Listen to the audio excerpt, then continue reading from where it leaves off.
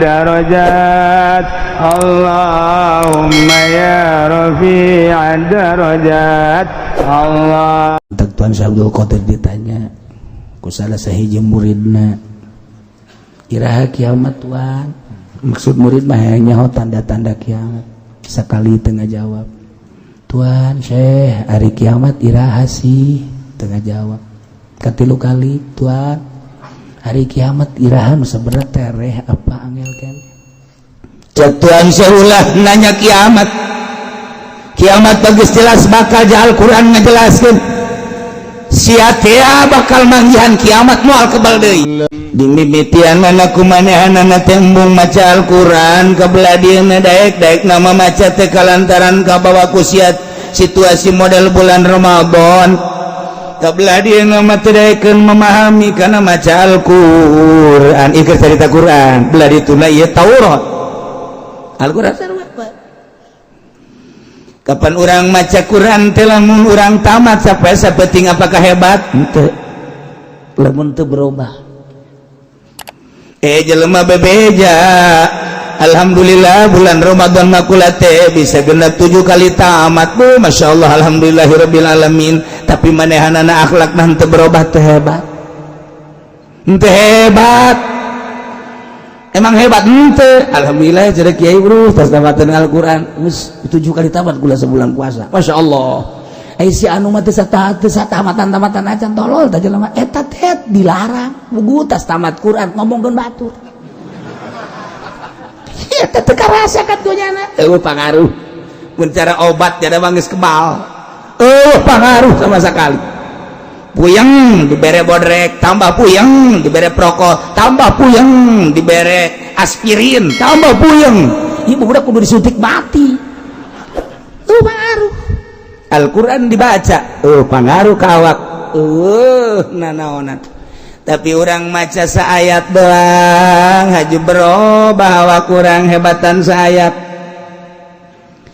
dibaca Quran ayat Quran ngan sayat a'udzubillahi minasyaitonir rajim bismillahirrahmanirrahim al-qari'atu mal-qari'ah wa ma adraka mal-qari'ah Al-Qari'atu hari kiamat naon eta kiamat Al-Qari'atu mal-Qari'ah naon hari Qari'ah kiamat mal-Qari'ah wa ma adraka mal-Qari'ah nyahotan teh anjeun kana kiamat yauma yakunun nasu kal farashil mabthus poe kiamat mah eta hiji poe anu aya kaayaan jelema teh percis okos hewan-hewan anu kalalabur ya bayakunun nas manusia kal farashil mabthus seperti bangbara anu halaliber seperti hewan nula leutik halaliber seperti kupu-kupu seperti siraru kala luar tepugu arah ke mana kos gitulah bayangan kiamat balik deui urang dapat Al-Qari'atu mal-Qari'atu wa ma adraka mal-Qari'ah yawma yakunun nasu kal farashil mabthus wa takunu al-jibalu ka'ahnil manfush gunung nu sakitu kokoh gagahna tapi dina poe kiamat bahala lajur jelema hilir mudik berangkat kaler berangkat kidul tepugu arah ke kulon kawetan masyaallah kal farashil mabthus di antara manusia teh perempan aing di dinya teh ieu kiamat masyaallah balik deui Al-Qari'atu mal-Qari'atu wa ma adraka mal-Qari'ah yawma yakunun nasu kal farashil mabthus wa takunu al-jibalu kal-ihnil manfush paramat kiamat famma man thaqulat mawazinuhu Fa fi 'aisyatir radiyah mun jelema ditimbang amalna berat ka katuhu atuh manehanana bakal aya dina karidhoan Allah surga wa man khaffat mawazinuhu fa hawiyah lamun berat ka kenca bakal asup ngajebur ka neraka hawiyah narun hamiyah oh aing bakal ka neraka ya masyaallah ditapakura mulai ngala wudu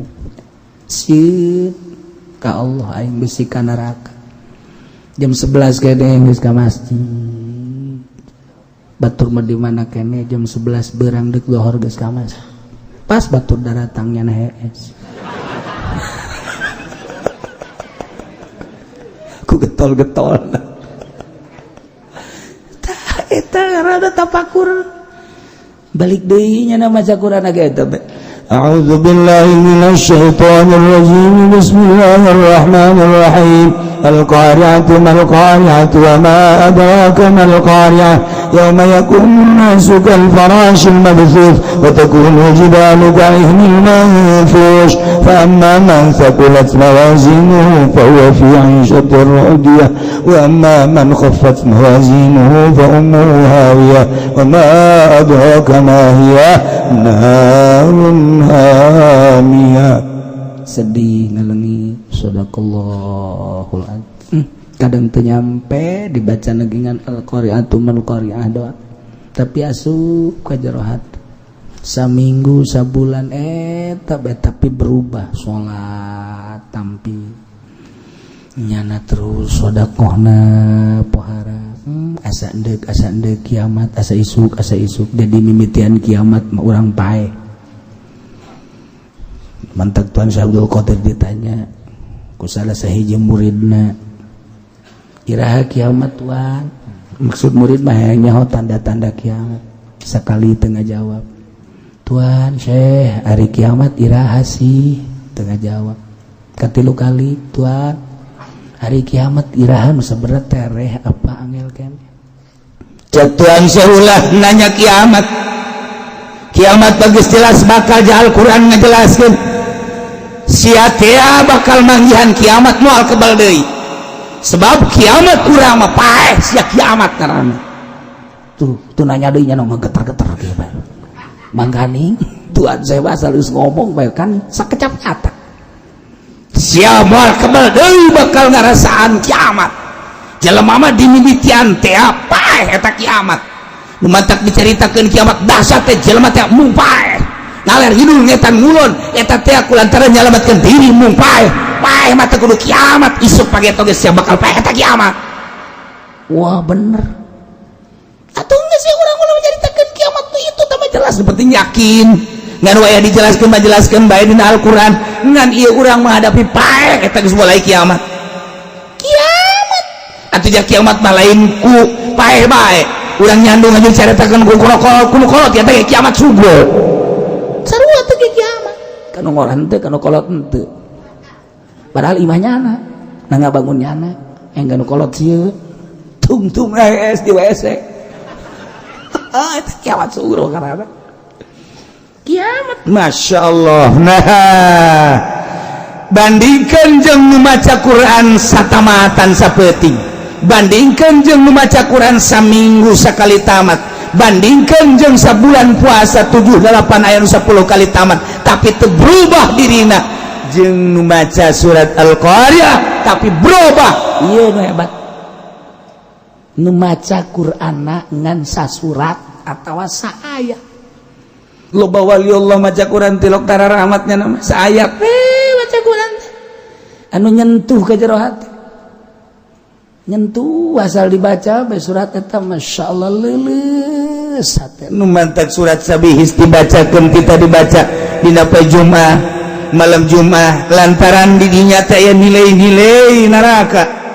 sabbihisma rabbikal a'la alladzi khalaqa fasawwa walladzi qaddara fahada walladzi akhrajal mar'a faj'alahu ghusaa'an nahwa sanuqri'uka fala tansa illa ma sya'allah innahu ya'lamul jahra wa ma yakhfa wa nuyassiruka lil yusra fadhakkir inna fa'ati dzikra sayadhakkaru man yakhsha wa yatajannabu al-ashqa alladzi yasla an-nar al-kubra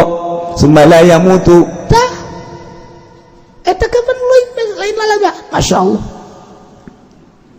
Summa la yamutu ala yahya sanukriuka fala tansa illa masya Allah innahu ya'lamul jahra wa ma yakhfa wa nasiku lis-safa zakir inna fa'at dzikra sayadzakaru ma yakhsha wa yatajannabuhal ashqal ladzi yasla an-naral kubra summa la yamutu fiha jelema bakal asup ka neraka teu paeh ya Allah wa yatajannabuhal ashqa jelema nu cilaka nu di duniana teu make aturan Al-Qur'anul Karim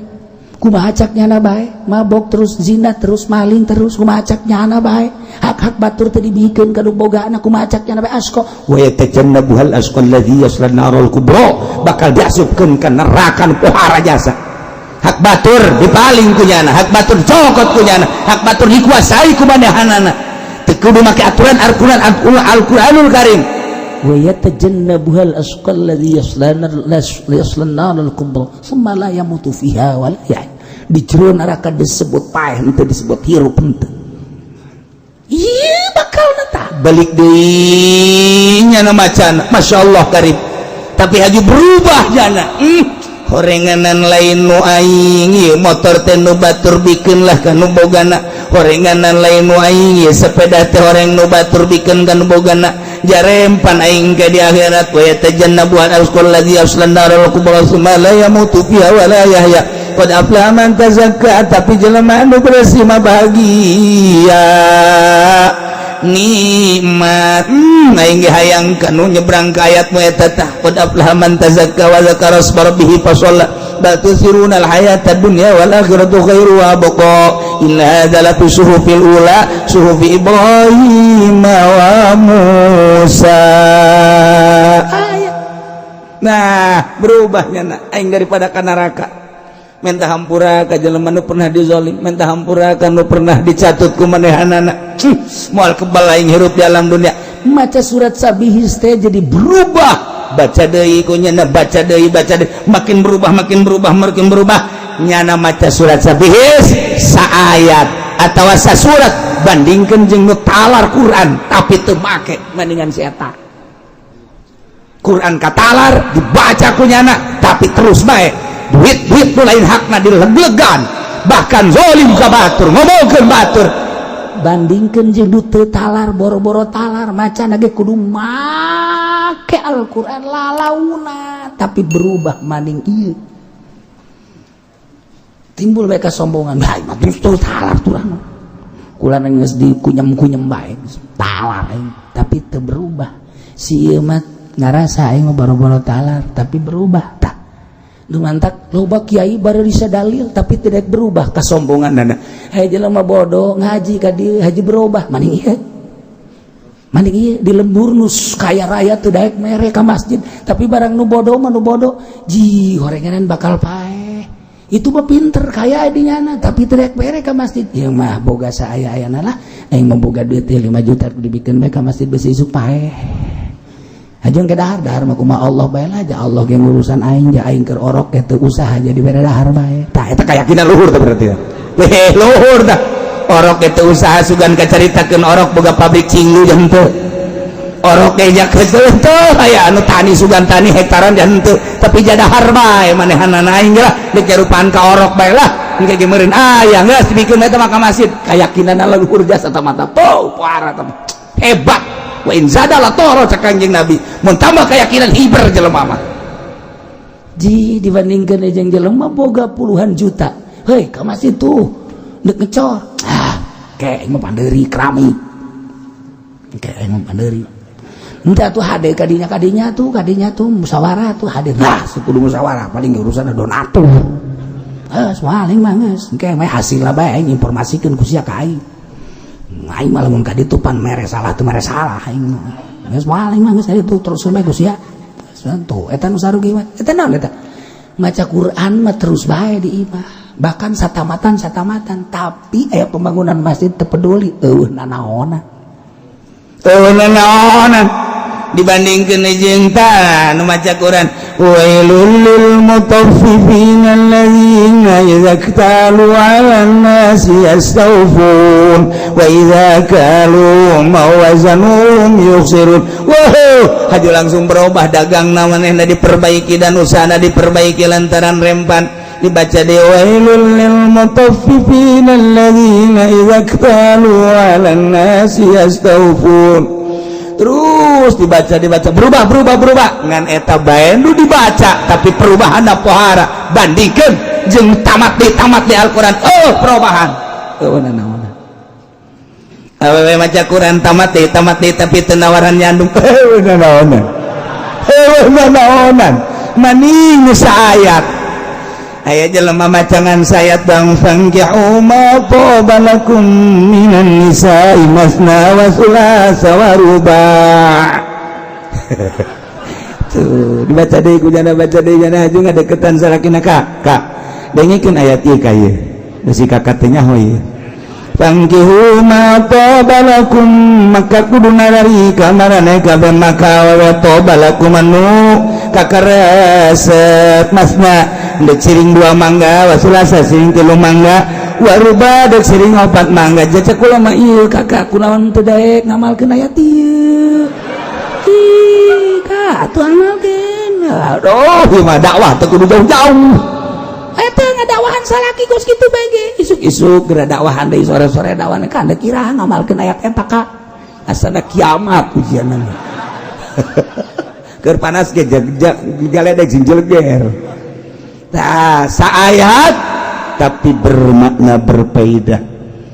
Tamat Quran tapi teu bermakna teu berfaedah. Naon dia maksud baca Quran teh di jero Al-Quran teh aya nyaritakeun sabar, aya nyaritakeun zuhud, aya nyaritakeun qanaah, aya nyaritakeun tentang kitu bangkawarna kafir, nyaritakeun munafik, nyaritakeun jelema nu nuturkeun Al-Quran, nyaritakeun jelema anu ridho jasa di pangeranan ku Allah, nyaritakeun tentang sekitar kehidupan, tauhid, budaya, sosial dan lain sebagainya. Etalah Al-Quranul Karim. Hajunyana dibaca Quran tapi teu dilaksanakeun kus pamarentah urang, dibaca Quran tapi teu pernah dilaksanakeun.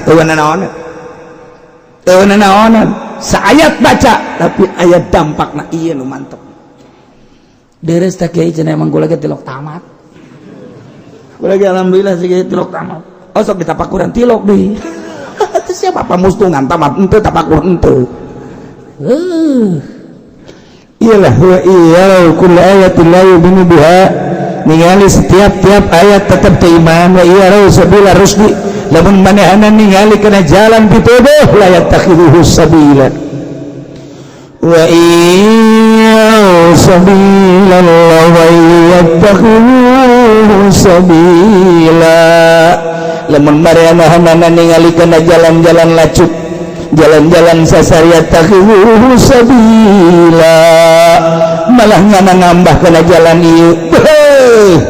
Ketika ya jelema nyaritakeun tentang depositonya kabita, ketika manehanana nyaritakeun tentang kitu bang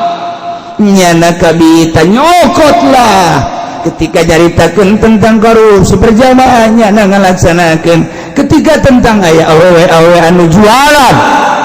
anu nyewa-nyewakeun nyana coba-coba. Jadi jalan-jalan ghaimah ditempuh kunyana wa iyyaru sabilal ghayy yatakhiruhu sabila.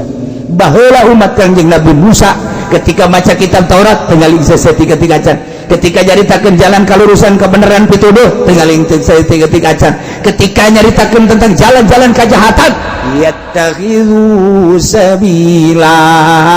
nyana nyokot jalan ieu percis ayeuna percis jasa bejakeun Al-Quranul Karim tentang jelema nu bakal ancup ka neraka. Ketika nyaritakeun tentang kemewahan dunia, goy, zina, mabok, korupsi lah, yatakhiduhu sabila, jana nyokot jalan ieu. Kunaon ieu? Zalika bi'annahum kazzabu biayatina wa kanu anha ghafilin. Ieu pengkol-pengkolan mengkol keunana Gusti Allah ka jelema-jelema nu teu make kana kitab Taurat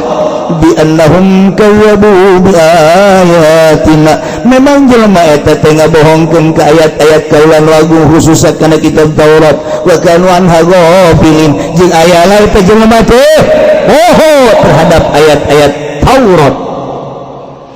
seakan-akan jelema teh kos nu poho padahal mah nyana ngadenge padahal mah nyaho ngan teu make anggap jelema poho kos kitu teh sarua ka Al-Qur'an ngadenge nyana nyaho nyana tapi teu make anggap jelema poho gopil kumaha bakalna itu jelema nu ngabohongkeun kana kitab Taurat walladzina kazzabu biayatina wa liqa'il akhirah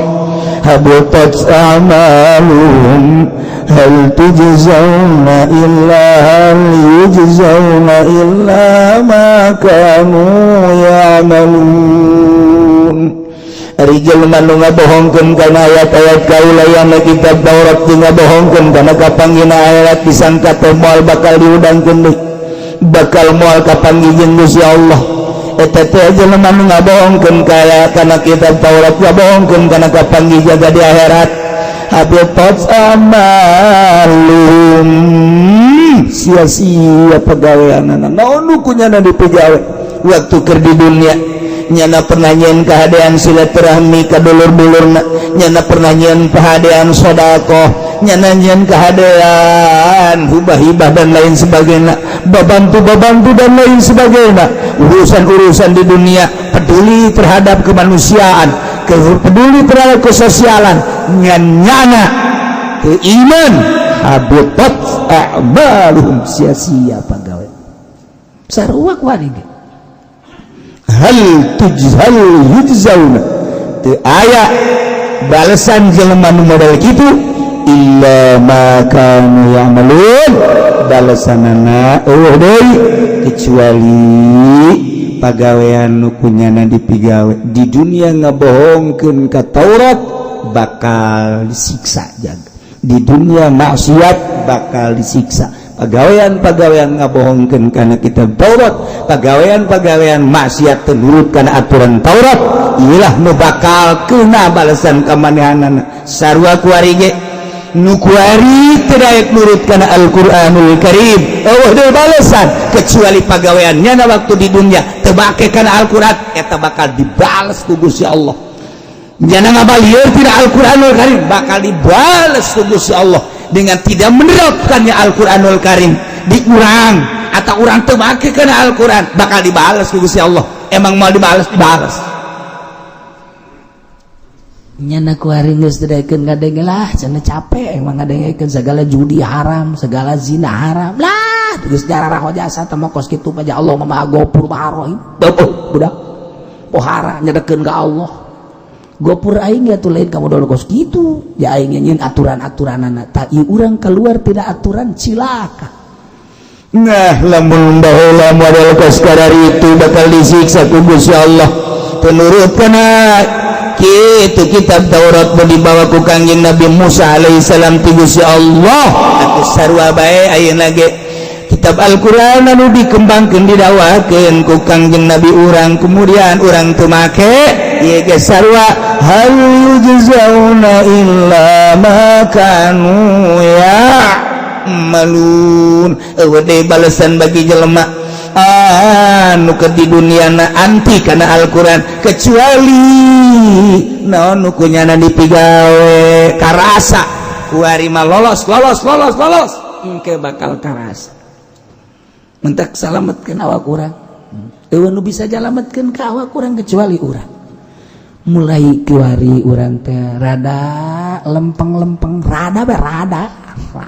lempengkeun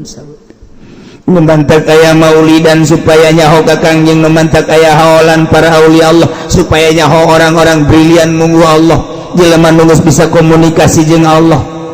jelema nu dibere impian ku Gusti Allah nage impian anu mararodel memantak aya haol para ulama etalah nu negeran umat saeutik urang supaya terbersih teh urang oh kiai oh haul wali oh haul Kangjeng mulai hate urang teh Kangjeng teh saha ulama teh saha wali teh saha geus urang nalikeun bidah-bidahna da penting manfaatna jang urang mulai anggeus da ieu bidah itu bidah muludan bidah haulan bidah dan lain sebagainya giliran Agustus mah teu ngabidahkeun eta tahun baru mah nya tengah bid'ah malah nyana termasuk di jerona Menai jelema ngabidah bidah hawali ajunyana kamari milu tahun baruan petasan jeung bajong-bajongna kunyana dijegur-jegurkeun geus bawakeun rantai jelema kos kitu rantai taekeun ka tanggal kalapa geus beres eta sia kitu cenah ditakuki uci aing nu katempuhan mah atuh ngabidah-bidahkeun geus urang mah terus bae kajen dibidahkeun ge malah mah urang ledek ku urang. Hei, masih mana ada muludan bidah. Nih pisang nih mantep nih. Nih pisang nih, ya lo liatin dah lah. Udah soal ceramahnya mah kipudoli nggak usah diutarain. Yang penting pisangnya nih, sanpres. Wow, caknya nak lu bidah juga enak dimakannya kenyang. Gua nggak kasih lu. Masih ada berapa situ? Nah, nanyain lu ya. Ini seledek urang. Mana itu ngabidahkeun ledek urang. Malah madahar di hari penyana nih ada semur nih. Semur bidah itu haram, biarin. Pokoknya mah ini ada manfaatnya di sini, ada sholawat Kanjeng Nabi yang Nabi salam di sini nih. Iya, ada yang Nabi salam alaika Rasul salam alaika kalau dimakan kenyang ini. Iya, ada yang Nabi salamnya di sini nih. Oh, ntar hati jadi terang. Bidah lu haram lu. Biarin bidah-bidah juga lu, gua mau makan di depan lu. Ini gua jotos lagi lu. Yo, parangsanya. Aduh, eta ya parangsanya. Sebelon teh Malayu tolol. Naila hal yujzauna illa ma kanu ya'malun. Ieu naon nu kurang dipigawe bakal kapanggih balesan jaza biqadril amal, balasan kumaha amalna. Amal bagus, jaza bagus. Amal jorek, jaza jorek. Bagus loba, jaza loba. Jorek deui urang gede jorena, gede deui jazaana. Nu mantap, mumpung kuari urang masih diberi umur ku Gusti Allah, diberi sehat, yuk urang pake neangan pijazaeun beramal bagus engke masing-masing. Begitu urang di akhirat kapanggih ku urang. Masyaallah. Ngintil-ngintil urang amal urang teh bisa pisah ti urang ngintil-ngintil. Nu jore ngintil-ngintil, nu bagus ngintil-ngintil. Urang babarengan jeung tatangga urang. Sia eta amal sia jore amat. Nyaho ku aing ditah idit ke teu daek idit. Cenah tuh nu aing mah deuleu kasep kan. Geus urang teh begitu endek ditimbang ge pede sebab dibarengan ku nu kasep. Beh, atuh tenang Kangjeng Nabi geus nyahoeun. Ya dah timbang langsung geus kadeuleu kasep. Nah, ieu nu bermasalah ieu. Hideung amat sih amal. Aduh, ja bau ya amal ieu, masyaallah tah. Mangkaning mimilu kan jeung urang isin amat urang. Ti miti hudang ti kubur amal eta makan milu bae. Asup ka jero kubur milu, hudang ti kubur milu. Ya Allah ya Rabbi. Mun di dinya aya judian, aya mabokan, aya zinahan, aya korupsian. Betapa isina urang ketika urang hudang ti kubur berangkat ka masar eta mimilu bae. Ulah elel bae. Ulah elel kikieuan di luhureun pundak urang. Hei. Sia ulah kikitu aja aing isinin neraka jahanam. Ulah kitu pan aing geus jadi haji jahanam. Sia isi teh ngaran isi biasa. Masyaallah. Lantak wali bet tenang di akhiratna. Nyuhan isi saya kira terus jangan begitu. Istirahat. Sebab naon? Geus boga nu kasep tenang. Nyana mah geus indah jasa geus nu kasep. Aya santrina atawa anu deukeut ka kiai anu kasep kan kiai mah santrina mah anu deukeut jore. Ngadeuketan meureun mental syafaat bareng gitu kan. Sana dulu lu bareng-bareng ngerium, sekarang nggak ada. Sono lu bau tuh amal kamu bau.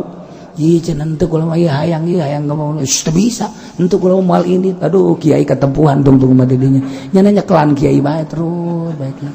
Sia nyekelan ge di dieu waktu ditimbang mah moal bisa tetep aya nyekelan bae kiai ka surga inget milu bae emangna. Teu naik angkot. Aturan negara jeung agama ngahiji kitabna hiji-hiji kene Al-Qur'an. Di negara demokrasi mah ketika urang nyaritakeun negara make kahuk tuh sia maju nganyalkeun ka aing kahuk. Lamun urang diceritakeun agama tergantung agamana. Urang itu Islam buka Al-Qur'an, buka Bukhari. Kristen buka Injil. Itu Buddha buka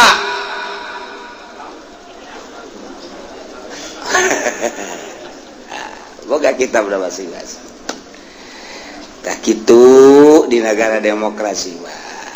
Jadi agama diurus ku masing-masing. Masalah guys, jangan mengkos ke kekayaanana. Hari endek hayu orang robah make negara Islam ngan perang. Pasti nu ieu paraeh kayak diteruskan ku anak urang. Urang paraeh. Sabilillah sorga. Sorga urang mau sorga paraeh be ngan neruskeun anak urang. Jadi beduk negara Islam. DPR nu kari parehan deg DPR deg ganti. Siap perang cing Amerika los. Teu siap berarti tetap kurang demokrasi maka aturan kafir.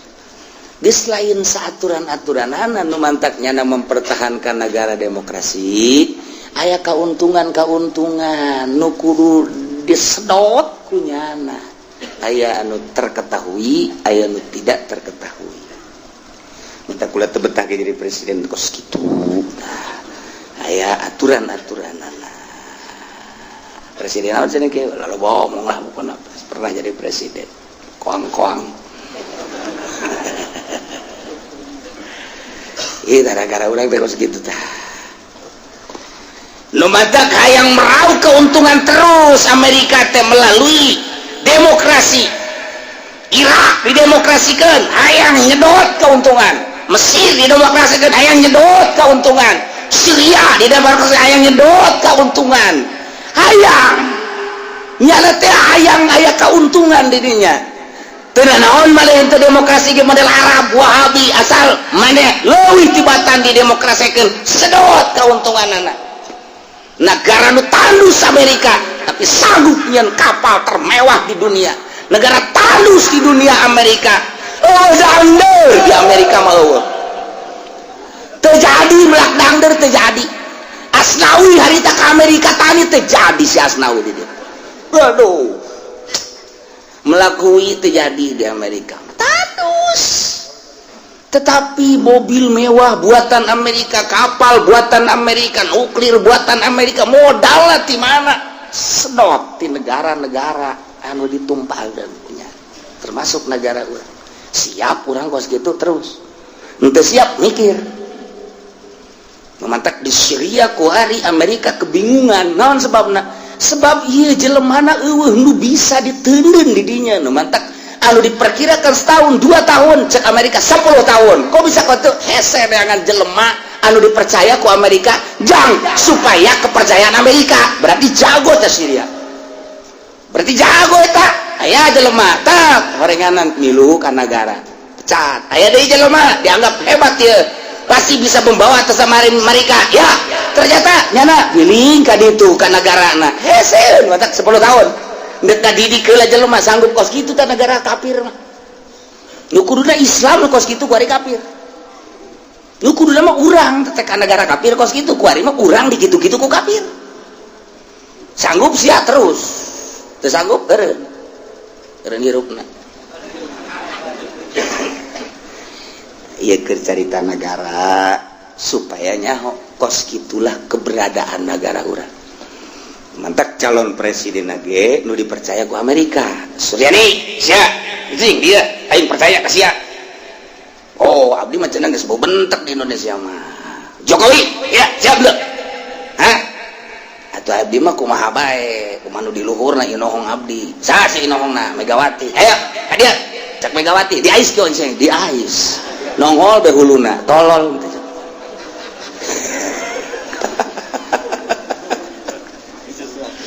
aduh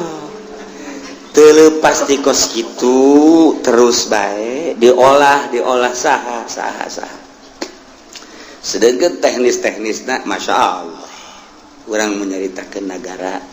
muringkak bulu panas tungtungna ngalamun nu encan kawin bakal nambung kawin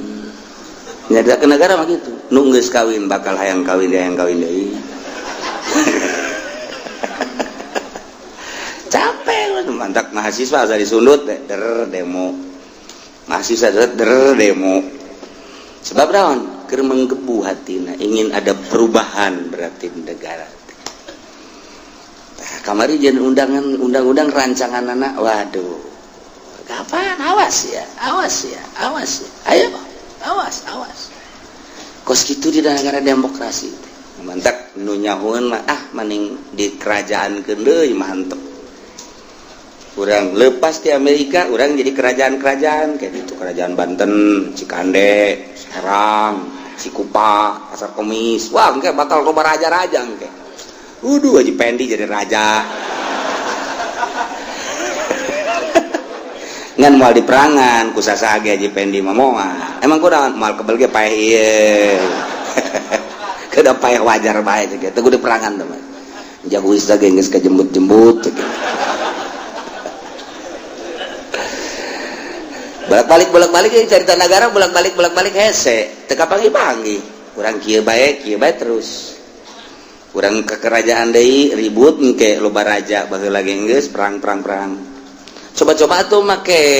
aturan Al-Qur'anul Karim langsung orang perang jeung Amerika moal terus cara Taliban dia tuh boga negara perang terus mentak Masya Allah istimewa teh Taliban terus baik kok di urang mah henteu sih ieu teu aya minat perang saha nu ngadidikna aja kudu aya pendidikan di Iran mah di Irak asal deuk asup SD bae ka ditu diomong ya kita siap tempur dengan kafir. Masuk SD dibere ayat-ayat perang. Kakarak SD doang geus dibere ayat-ayat perang. Dicoba kunyana keluar SD beta kelas 1 ke geus ninju baturna. Iya. Kunaon gitu percobaan ayat perang. Di urang mah ye, di urang anu rada deres teh Cisoka doang. Cisoka. Jadi nyana sok daek urad wirid jang peureup gitu. Iya. Ngan lain pakai perang jeung kafir jeung babaturanana. Tuntuna ustad jeung ustad gelut. Aya keur carita negara. Nu mantak Mesir teu eureun-eureun. Bablah mah encan aya jelema kepercayaan Amerika. Aju di dituna embung deui percaya ka Amerika. Teger. Jadi lo urang nyaritakeun Mesir perang we teger. Irak emang geus aya jelema Amerika di Irak encan aya. Cek urang Irak sajengkal ku aing kudu dipikeun ka Amerika heula. Aya mah aya bae orang Amerika. Awas lengah bacok sia ku aing. Ieu mah kumaha gitu. Ye, batak tala leger sebab boga sejarah kan cenah mah. Macaan sejarah tiba heula negara urang teh negara terkuat. Negara urang teh sempet jadi adidaya baheula cekira. Negara urang teh negara tertua di dunia. Masa harus kalah oleh Amerika? Tidak bisa. Nyana dididik ngan berita nu ka urangna bae disaleweng-salewengkeun sebab nu boga sumber berita kan Yahudi. Aja urang maca ngan seukur pos kota doang eta teh tadi gorong-gorong. Di depan desa Kutabumi macet. Maca anu kos kitu bae bodoh sia. Iker cerita negara tekos itu bari lalagaan supaya ngerti dek naon ieu maksudna aya pemilihan umum dek naon ieu pemilihan presiden dek ngalangsungkeun nu kos kumaha ieu mestinya urang teh sebagai warga negara Indonesia hayang aing boga pemimpin dek dibawa ka mana ieu negara aing nya sia dek mimpin aing je lamun sia dek mimpin aing gelut heula sia jeung aing kudu da kos kitu hitung-hitungna beban urang jeung calon presiden gelut beblon teh maksudna lain kitu nyaan sia dek mau aing ieu teh negara lain sia nu kami kabehan menang rebut di Belanda bageula menang bapak kolot kurang taruhanna nyawa sia gua tinggal geunahna doang nek dibawa ka mana ieu negara aing aset beak ku sia ye Soekarno mealian sia ngajualan ayo dek wadah ayo aja itu ge lain turunan Soekarno tetap ngajual itu ngajual ih presiden nu kieu dek jujualan deui apa naon kudu nyaho nya aya yang asli nama cerita negara mah ka imah tetep mau sapi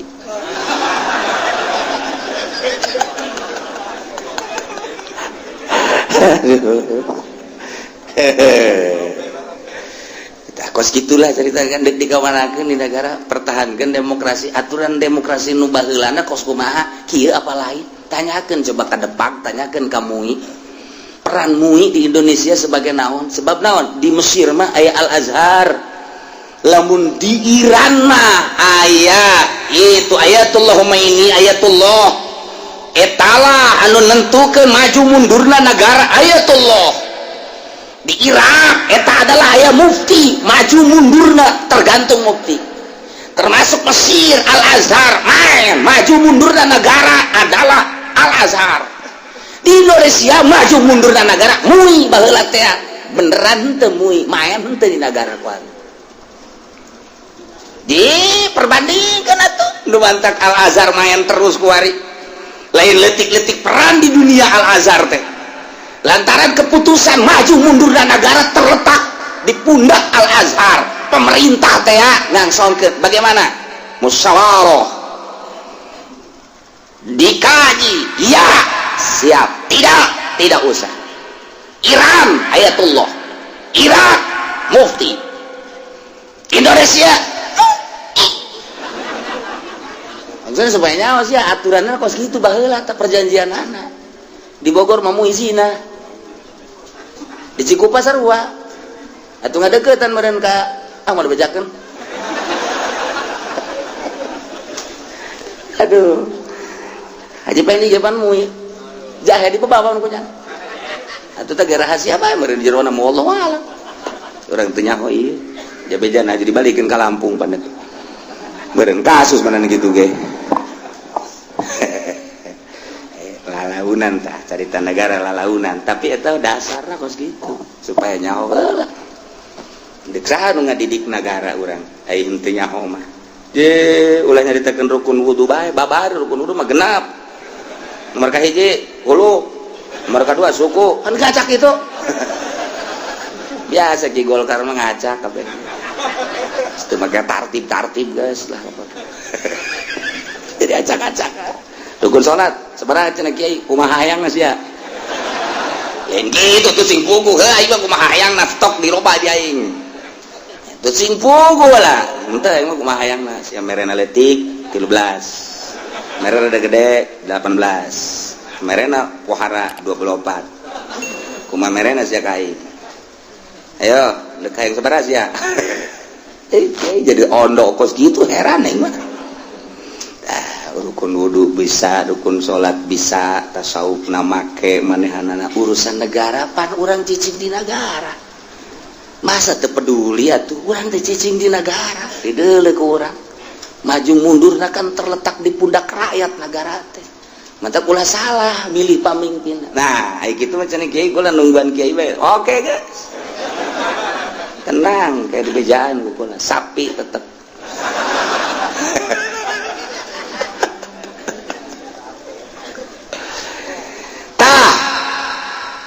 Kanjeng Nabi teh minta kepada ilung pemimpin kufar saksi andai kata aya ulang ilu aja Muhammad lantaran nyana ngabohongkeun ka ayat teu percaya kana akhirat ulah milu jeung ku karari itu maneh bae itu bae ulah hiji Masya Allah Al-Quran tegas kuarikul Muhammad bejakeun ku anjeun ta'alau teh maksudna mah ngagerokeun ngan ngagerokeunana nu ngagerokeun di luhur nu digerokeunna di handap eta ta'alau heuy yo ka dieu yo nyanana di luhur gunung misalnya di Gunung Santri gitu jelema di handap woi ka dieu yo asalna ta'ala mah nu ngagerokeunna di luhur nu digerokeunna di handap yo ka dieu yo kula di dieu hei ka dieu dek naon dek di balik penerangan aslina mah kos kitu tapi nu dimaksud di dieu mah lain kitu nu penting mah ieu ngagerokeun dek di luhur dek di handap kok di handap si make perjalanan di luhur anggap jelema du di handap teh jelema bidug nyawa si bidug jadi bidug teh geus teu ngadengenan naon teu deuleunan naon bidug ngaranna aya pitek los cicing bae laler los cicing bae bidug ngaranna eta katirisan tilok make baju bidug ngaranna eta pas-pasan pakai jaket tilu rakep bidung eta nu kos kitungan eta tah dalam bidung tah eta gerokeun tah nu kos kitu tah seakan-akan nyana teh dihandap urang nu ngagerokeun di luhur ku sebab bidung dengan denye nah ieu ge sarua ta'alau kadar ieu cek Kangjeng Nabi hei kafir-kafir kadar ieu seakan-akan nanya kapan eta kafir teh mah deuk naraon ieu kami kadinya teh dipanggil oh nu mantak dipanggil teh atslu ma harrama rabbukum alaikum kaula bakal nyebutan macakeun hukum-hukum anu diharamkeun ku pangeran aranjeun kabeh maneh teh ngomong nang di pangeran yo aya hukum keputusan ti pangeran ieu nu bakal dicaritakeun ieu dengekeun ayat sabaraha Ahmad ayat 9 bakalna 5 jelas nu 4 samar 5 jelas 4 samar dijieun di 2 ayat cik coba kumaha man cek Abu Jahal kami hayang ngadeyekeun instruksi ti pangeran ya dengekeun nya mana nomor kahiji Allah tusyriku bihi syai'a Allah ngainstruksikeun ka aranjeun kabeh dengekeun ku cili maraneh kabeh nu 5 perkara nu jelas teh nomor kahiji ulah sok ngamusikeun ka Gusti Allah saeutik ge ulah aya syirik sugan teh naon mah siapa nyinggung aing teman-teman ulah aya ngamusyrik kok bisa kos kitu sih man kunaon eta cek pangeran kieu cek pangeran deuk pangeran mah ka Allah bae ulah sok make Uzza Manat Lata kan ka pangeran mah teu kadeuleu cek yana gaib pangeran mah kami ge percaya aya pangeran teh ngan atukan urang kulantaran gaib hese geus bae make nu aya heula nu kadeuleu ieu teh pangeran tuturunan kapan ti karuhun urang kadeuleu atuh tinggal disuguh bae justru etalah instruksi ti Gusti Allah nomor kahiji alla tusyriku bihi syai'a ulah musyrik nomor kadua wa bil walidaini ihsana ay asinu bil walidaini ihsan nikmat nu panggedena iman ka Gusti Allah iman ka Kangjeng Rasulullah Muhammad sallallahu alaihi wasallam matak dijieun nomor hiji alla tusyriku bihi syai'a nomor kadua kanikmatan teh ayana urang diayakeunna urang hakikatna ku Gusti Allah tetapi melalui hikmah sabab menang indung bapak urang bayangkeun ku otak urang coba cek Kangjeng Nabi urang ti eueuh aya menang hikmah bapak urang totoker tengah peuting nandean indung paparahuan nyana beres ti kelebu sorry ya gimana nu ti kelebu tah beres ngandung apan eta mamawa maneh 8 bulan galibna bayangkeun kota naik kana puyeng naik kana ceuli tarorek naik kana irung naik kana bibir teu ngeunah dahar teu ngeunah nginum nu mantak nyana raba-raba mana nu ngeunah cak nyana neuleuh buah ngora cak nyana pasti ngeunah neuleuh cau ngora pasti cak nyana ngeunah neuleuh jambu ngora pasti cak nyana ngeunah neuleuh tai ngora pasti ngeunah pangsa nu ngora-ngora lah eta kan diicip-icip kunaon eta aya manehan kan di jero terus 3 bulan 4 bulan rada deres mulai rada ngeunah deui dahar deka mamada ge make diperhitungkeun moal lantaran ieu keur hamil ieu keur ngandung pan eta di jero beuteung keneh geus deudeuh indung teh Dek kondangan kayak itu ulah lah cek bapana. Emang kunaon gitu ulah ibadah deket ya ulah deket ge. Emang kunaon gitu besi kumaha meureun di jero anak lain. Emang kumaha teu bagus kadeuleuna. Kunaon gitu lantaran di deuleu dihareup sakumaha jelema anu melendang deuleu di tukang gitu bagusna. Nu jelas sopan lain gitu. Nu jelas mah lain gitu dedeh ka anak. Besi kaganggu. Dek nginum ieu ulah lantaran besi mabok di jero dek ngadahar ieu ulah besi mabok di jero dek sare dek naon ge masih diperhitungkeun di jero beuteung kene geus diperhitungkeun ku indungna masyaallah mulai ku ari ke 9 bulan geus siap-siap dek ngalahirkeun antara dua pae hirup jihad jana ya Allah ya Rabbi embung disesar lantaran aya lawang nu khusus nu mantak embung disesar lainna naon mahal 12 juta sedangkan ieu kan kemampuanna ngan saukur 1 juta 2 juta dipaksa ku dokter kudu disesar bae zolim dokter nu mesti ulah disesar mah haram disesar sebab nyesar mah ngarusak alamun geus mesti terakhir kakara tuh masalah lawangna teu bisa teu mampu ngaluarkeun lantaran ieu adalah melebihi kapasitas sebab waktu asup nama letik kulaun keluar jadi gede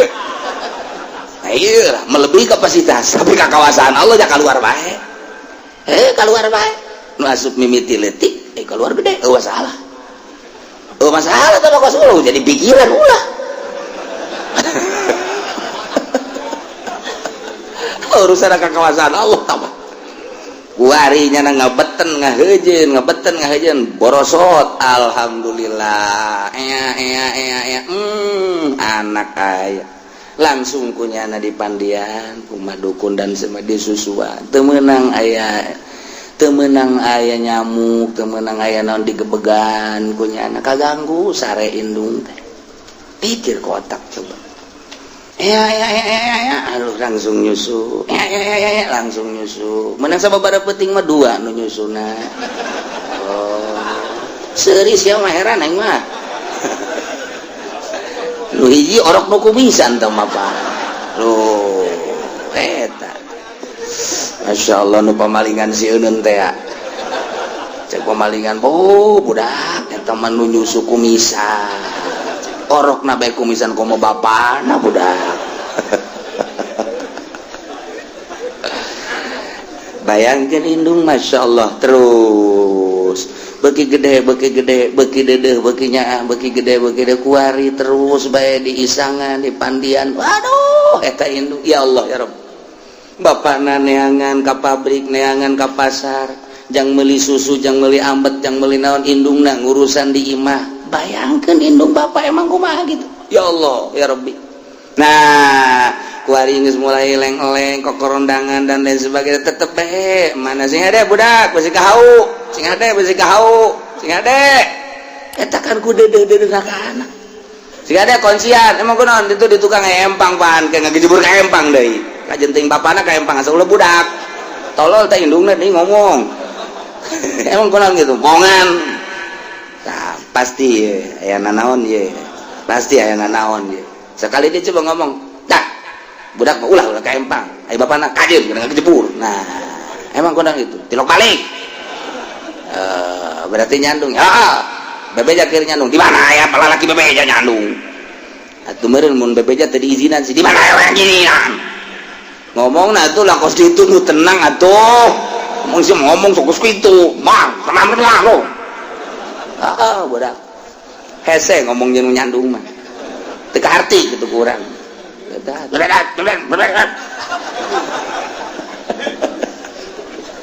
aduh lamun hayang nyaho jati diri urang nyandung coba ge hayang nyaho jati diri urang nu asli nyandung beres nyandung mulai guys tuh deuleu setan datang nyaho asli urang setan berarti padahal eta kiai tetap ku pamajikan dari setan-setan tuh setan datang tuh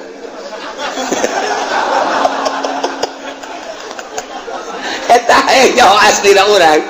cangkilan kiai di setan-setan ku pamajikan atuh komo tukang karung mah bau juri geledegan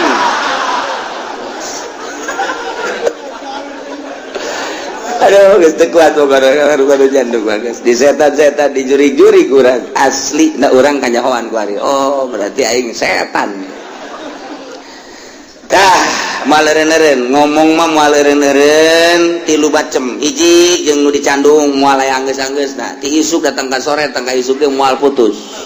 Nomor kadua nu susah, nyana nyaritakeun ka susah moal anggeus-anggeus. Nomor katilu nu gede hutang moal anggeus-anggeus. Moal aya anggeus-anggeus paeh bae eta mah geus.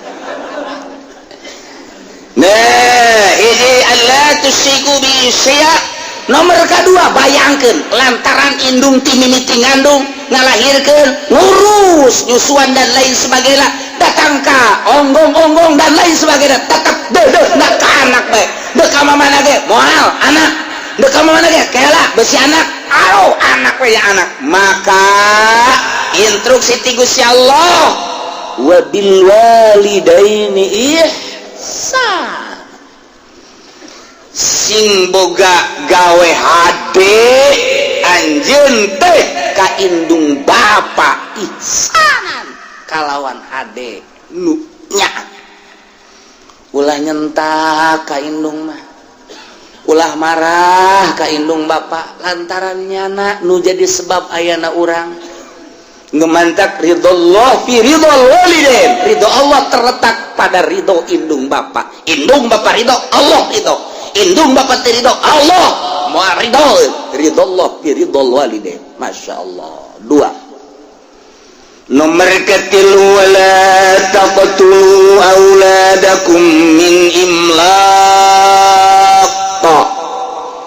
kalakuan nomor kahiji baheula ku parmekah teh musyrik nu mantak cek Gusti Allah ala tusyriku bihi syai'a. Nomor kedua ka indung bapa teh sogol urang Arab mah nu mantak diinstruksikeun ku Gusti Allah wa bil walidaini ihsana. Nomor katilu kalakuan urang Arab teh mun boga anak awewe teh asahina sangkilang kukumaha ge tetep bae kunyana dibungkus sirup-irup dikubur. Atawa mun boga anak teh lantaran ieu kehidupan teh kurang pati mantap can mapan lahir deui ka dunia teh kubur besi ngabahayakeun ka harta susah engke nu mantak instruksi ti Gusti Allah wahai urang Arab cek Gusti Allah mat sampaikeun wala taqtulu auladakum min imlaq ulah rek ngabunuh anak kulantaran rempan sieun beusi pakir kulantaran di dieu teh aya min ajli imlakin beusi pakir lain ngabunuh langsung dikubur bae kumaha kuari lamun digugurkeun beusi pakir sarua bae membunuh ngaranna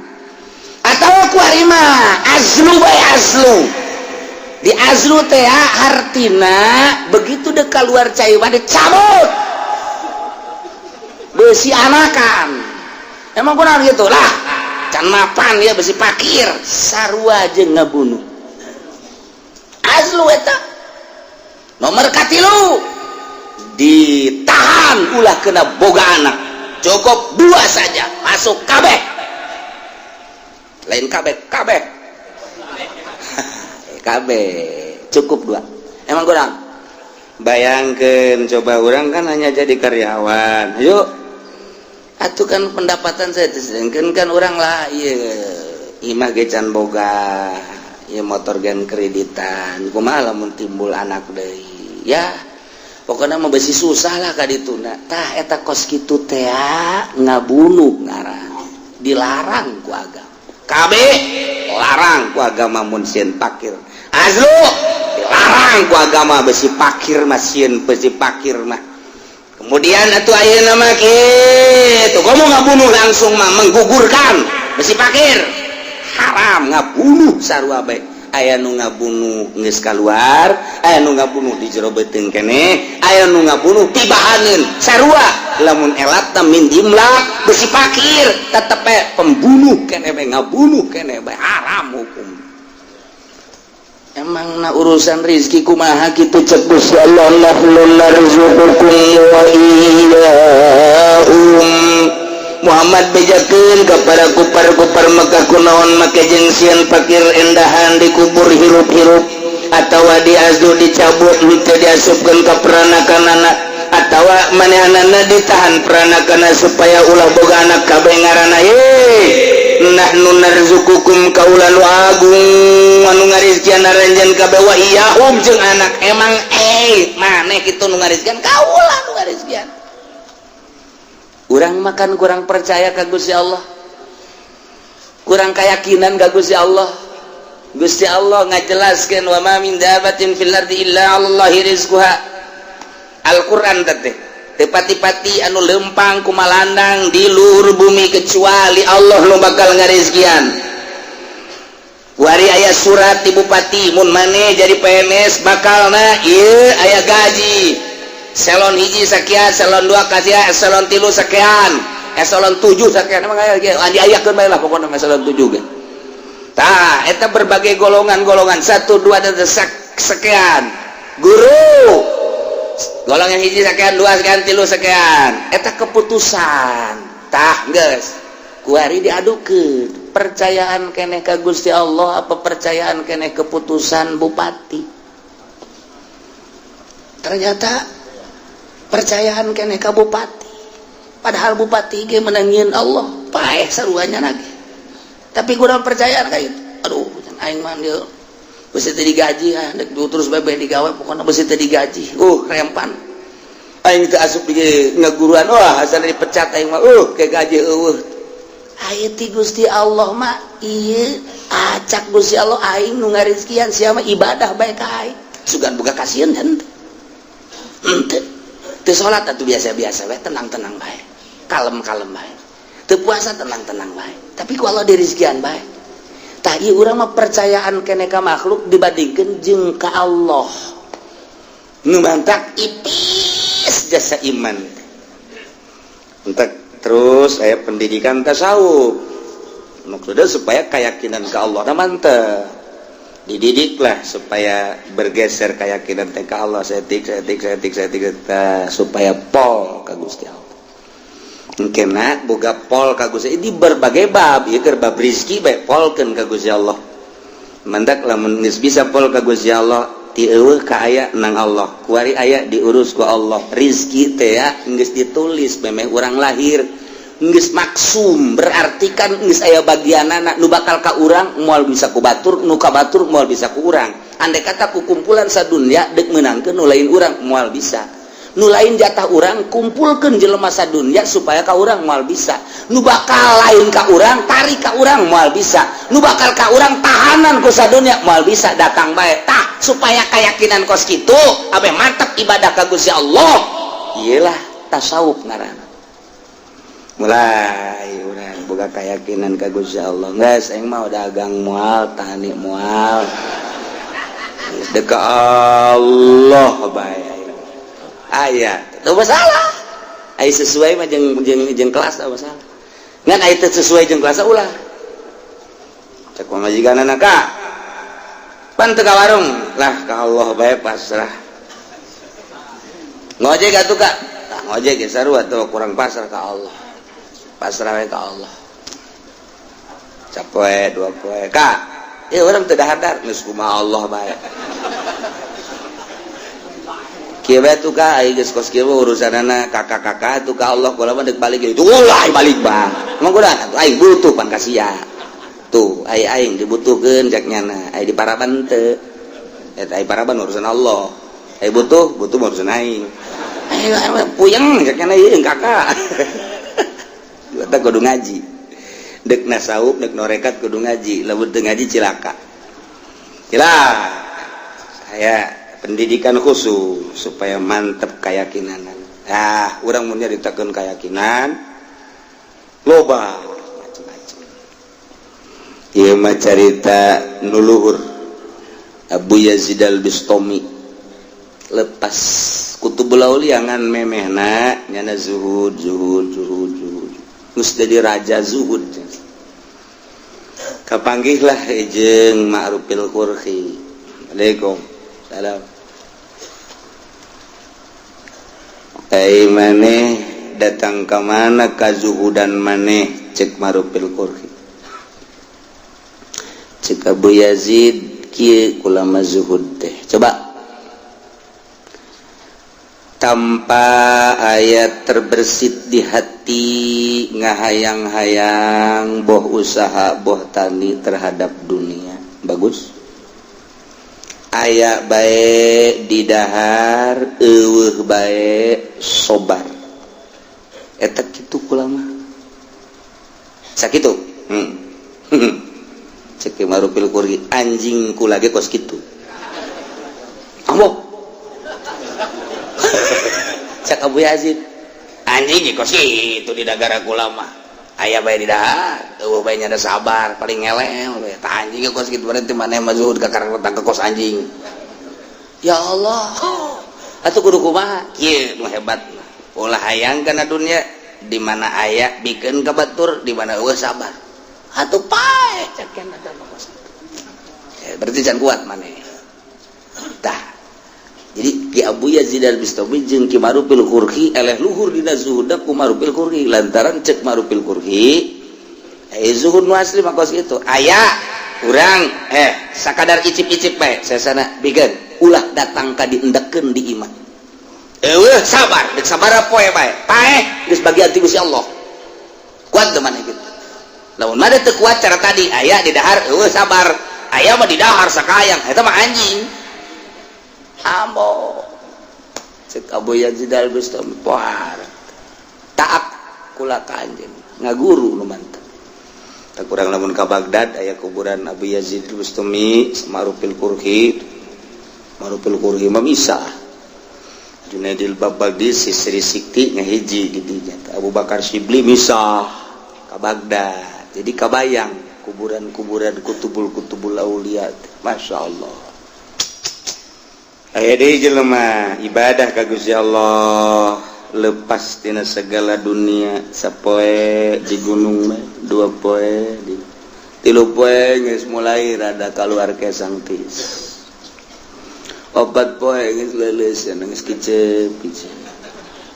lima poe geus rada ngalungsar ngadoa Gusti pancen cak Gusti mun yakin bakal dirizkian pancan aya nu mawakeun keneh bae cak Gusti Allah eta siapa ibadah zuhud yang anu mawakeun tolol ulah piceun eta piceun teu geus aya nu mawakeun mulai ka 7 poe geus leuleus jasa ngadoa deui Gusti abdi mah teu hayang dibawakeun ku makhluk hayang dibere langsung bae ku Gusti cek eta mun sangu-sangu mun roti-roti langsung di Gusti ulah make makhluk enggak saya ngadoa kadalapan teh can aya keneh pan telat amat sakeuna kaburu pae hasan aya Gusti ka 9 poe ngadoa bari ngedeng Gusti iya ka makhluk pan dengan ka Gusti mah pandap nyantel terus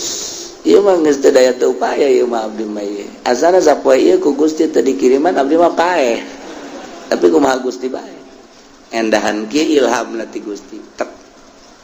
rizki maneh poe ieu aya ngan maneh kudu ka kota leupangna geus teu kuat deuleu ku maneh kaluhur di deuleu tuh geus dibukakeun kasap berarti di deuleu di Lauhil Mahfuz bener rizkina aya di kota bakal nu mere ngan nyana kudu ka kota lain ti kamari ada aya keneh tanaga cek itu kuatnya saya kulantaran tulisanana di kota ya oh nyana ngorandang ke kota ngorandang ke kota datang oge ka kota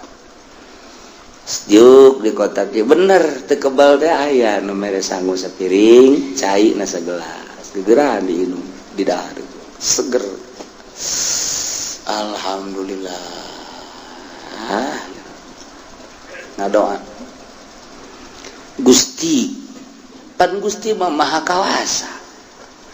atuh endek ngadatangkeun rezeki mantak naon di gunung di leuweung kudu abdi ka kota capek pakai kudu ka kota keneh bayi haju eta make leungeun manusia tah abdi nu teu resep nama hayang langsung ti Gusti gedebug kitu tah mun roti-roti blug ka handap emang pikiran urang ge kos karar itu eta pikiran urang teh majar urang mah ibadah teh kos kitu cek Gusti Allah gimana encan wajar jadi wali aing ku ari mah ulah wakazuzuhudan kaleuweung cek ngana maning mondok heula bae santren jangan kiai can kailmuan ku sia ilhamna maksudna kos kitu tah ulah waka kholwa ka gunung kaleuweung lantaran ilmu kurang moal saimbang ke lain jadi wali mikung sia ayeuna neangan heula guru neangan nyana guru kebenaran eta lah di antara dua Bu Yazid Al-Bistami Syekh Ma'rufil Qurhi. Jadi nggak guru deh tak bisa nu bodoh mah di bawah zuhud teh teu bisa nu bodoh mah pan ari anu pinter mah rezeki mah geus dibagi kekilitrikan mah kekilitrikan bae tetep jatuh ai lain encan wayah mah tetep bae teu bisa boro-boro jauh nu geus di bibir ge ai lain bagian urang mah kapan ku kotok jago dipacok sok tinggal urang mah naleungkeun ye sia geus di bibir aing tah kan urang keur ngadahar jagong aya kotok jalak eta mah percis teh mah kos calo duit mentaan ku babaturan set atuh lain milik ulah motor lain milik urang dibawa ku pamalingan nah ige supaya teger dina ilmu urusan kazuhudan masantren heula mantak moal bisa jelema diangkat jadi wali lamun teu masantren moal bae ka jadi kuku make kajenting nya di Trisakti di UGM misalna yeuh kuliah mana selain kuliah deh kuliah lah pokoknya guys di mana tuh di IAIN misalnya terus moal bisa lain jurusan kawalian tambah hanya ilmiah yang praktek lah kudu di pondok pesantren jurusan ilmu kawalian sekolah tetap kudu mondok gak bisa nyana guru kaditu kaki Ma'rufil Qurhi barang datang cek Syekh Ma'rufil Qurhi ahli zuhud bantak datang ka dia aduh aing nanaon encen ge ngaguru geus disebut bantak aing sia di leuweungnya hampir paehnya sia ngadoana teu beres teu bisa kanyahoan abdi ngadoa teu beres Allah bebeja ka aing amoh sakit luhur amat sih mau parai urusan ada jeung Gusti Allah abo murikak bulunya lagi murikak bulu tapi tetap jangan percaya cakena mainnya Allah ngobrol jeung nyana orang lah menceritakan kawalian teh kos gitu jadi kadang-kadang hayang seuri kadang-kadang oh ya eta pendidikan kos gitu jangan percaya coba aing dek mempercayakeun kos supaya aing yakin ternyata di luar gegerentesan beta kos gitu tah cek sama Ma'rufil teu percaya ka aing murid berangkat ayo dek ka mana ngayakinkeun sia teu yakin ka aing kan kanyahoan wah beuki sieun wae ayo ndek ka mana ayo tuturkeun sok loba omong ulah mata tanya ayo aing boga babaturan datang ka ieu mah babaturan wow sono biasa adu tangkep dah atuh kadatangan ku Ki Ma'rufil Qurhi pohar jasa cali terus dibagiakeun cai kopi dan lain sebagainya ke ulah ka mana dahar akhirnya bener sate daharlah tiluan nu boga imah Syekh Ma'rufil Qurhi jeung murid anyar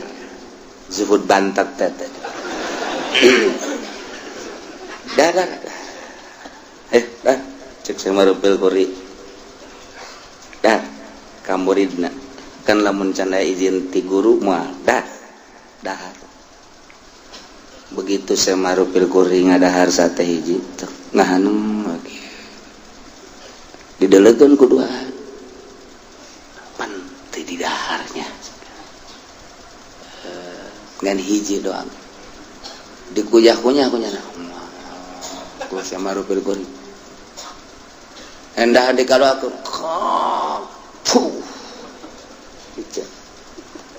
ke sekolah pada pamit baik sok dahar belum pamit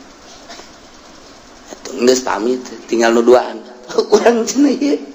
ngadahar sate sakilobana itu teu ngadahar urang ngadahar dilojokeun ieu pan teu beres sih berarti sate teu beres ya kajian kuku bahagia sebab saya marupil kurhima lamun beres mah sok dahar bae coba urang tes datanglah ke tukang sate Waalaikumsalam ieu sate kan geus dibayar masalah sakieu teh mbena nang ti mana menang meuli nu bener ya bener dang meuli nu bener ya urang mah lain lalagaan urusan mayar 2 kali 3 kali masangan dek dicek ieu embe naon nu sabenerna pan bisa marah gitu kula kadatangan guru kula Syekh Marupil Guri kemudian dahar aduh eta satena kunyana diicip-icip ngajari balang teu mungkin lamun ieu teu bermasalah masyaallah hampura cenah kula can tukang sate emang kurang gitu embe paeh ku kula di sate cak anu bantat juhud teh nyahoan kitu cenah tah guru urang embe paeh teh embe nun teu dipencit di sate ku kanyahoan pan urang eta mun lamun urang bae terus bae teh ya urang ada bangke kan tuh atuh pati bangsa beungeut-beungeut ku sare teh nyaho pan atuh teh nyaho urang biasa bae dek bangke teh dek naon pokona mah 15 tusuk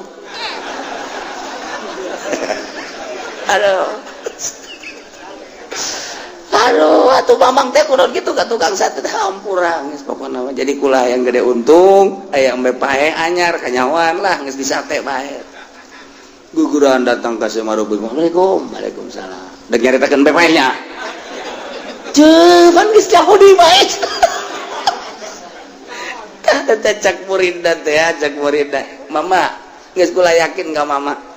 yakin jasa geus kula bakal ngaguru jasa deuk ngaguru lantaran geus yakin jasa ngan ieu bae eta nu ngabejaan sa Allah maksudna nu ngabejaan Allah teh kumaha aya atuh atuh mah ngobrol terus jeung Allah wayang cenah ieu kos gitulah kutubul aulia lumantar geus hese jaritakeun ada nyana komunikasi terus bae jeung Allah menginum sangat tadi dibejaan ku Allah bedahar dibejaan ku Allah antara halal jeung haram menang ti mana dan lain sebagainya tementak sok aya ngaweuleng wedek dahar ge kieu ke besi di lembur urang anu ngaweuleng kieu tah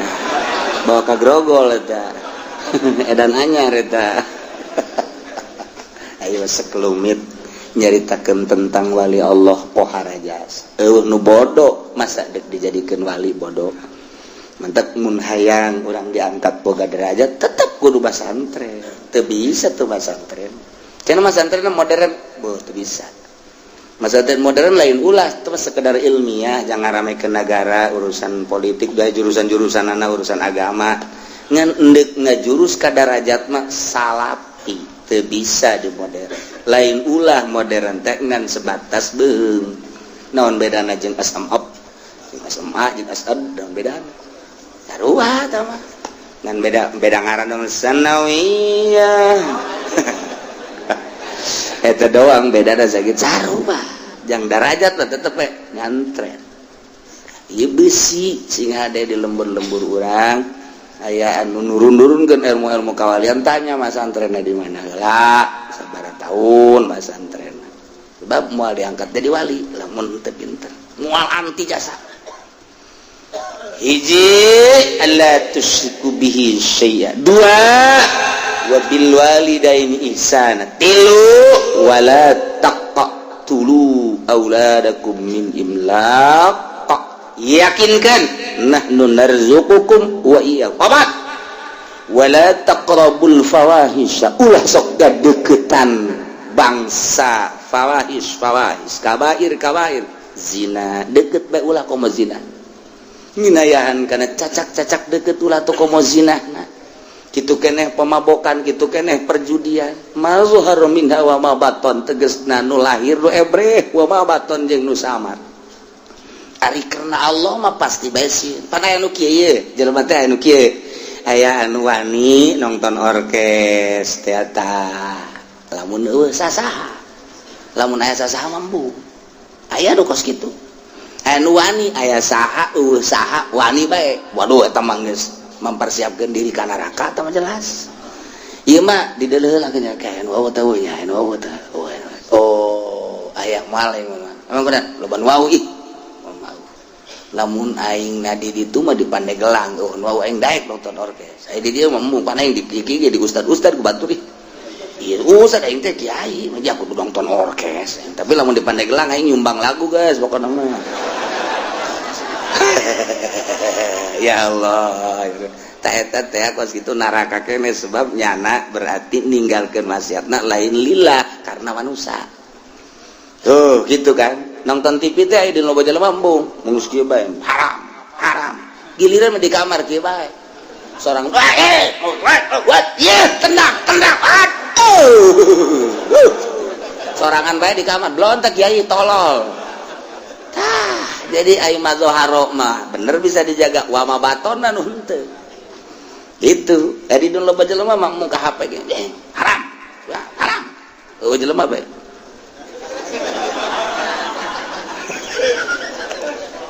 eta loba teh kiai nu kos kitu loba teh kiai loba bangsa pengusaha mah geus teu kudu kikituan mah geus ngajebur tah mah salah ieu mah kiai aya dina loba jelema aya murid embung tapi sorangan bau tak eta henteu wa mabaton mazohar berkurang lillah berarti mun kadeuleu ku masyarakat nya ngajaga mun sorangan mah henteu tah eta cilaka tah kos kitu ieu mah wala taqrabul fawahisha ma zahara minha wa ma batan nu ebreh nu samar ditinggalkeun ku nyana lantaran sieuna lain ka makhluk lain ka manusia Allah berarti kerlobaan kersorangan akur bae nu dipake kasieuna Allah sedangkan Allah mah nuleukeun teureun nuleukeun gharib Allah mah sugan aya nundutan la takhudhu sinatu wala nah teu pernah sare Allah teu pernah nundutan aja urang di bos mah bisa lah bos keur nundutannya gelap bae tuh guru keur teuleuleukeun nya ayo ngarokok bae ngaji los masalah teu kadeuleuh cek cenah teh eta mah lain ka Allah kan kos kitu mah ka guru ka bos nah eta mah teu ikhlas kalima wala taqtulun nafsallati haramallahu illa bil haqq ulah rek ngabunuh maneh kawak-kawakan sebab baheula di Arab mah teu meunang salah saeutik cekel bunuh kumaha kahayangnya namae ngaganggu ka nyana bolong nyawa teh murah baheula mantak instruksi ti Gusti Allah aturan ti Gusti Allah ye nu liba nu jelas terakhir wala taqtulun nafsa ulah rek ngabunuh awak-awakan allati haramallah nu ku Allah diharamkeun illa billah kecuali hak mangga model kumaha ngabunuh deui qoat ngaranna atawa murtad nyana kafir ba'dal iman murtad mun di negara Islam ku ari nu murtad bunuh mana deui rajmil muhson tak iya ya kudu diranjam jelema zina sabada muhson zina ba'dal muhson aya ge puluh sarua bae masyaallah nyana nikah biasa halal kemudian sanggeusna merasakan nikmat nggak ngarasakeun kitu ngaranna jima hasil halal kuari zina jeung nu sejen ta eta teh wajib dirajam paehan eta mah hak masalah tah manu kos kitu nya na inu limadzalikum wasaqum bihi la'allakum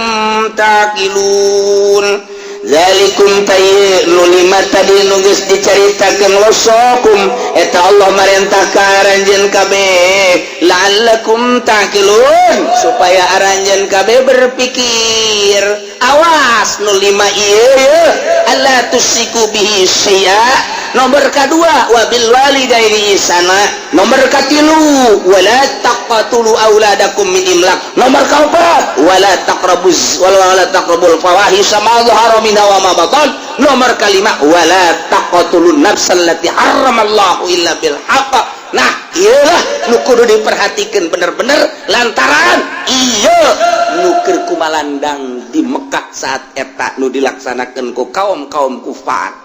la'allakum taqilun coba berpikir nu lima jelas nu opat ieu mah nu make perjalanan kopi mana wala taqrabu malal yatim wallahu a'lam bissawab.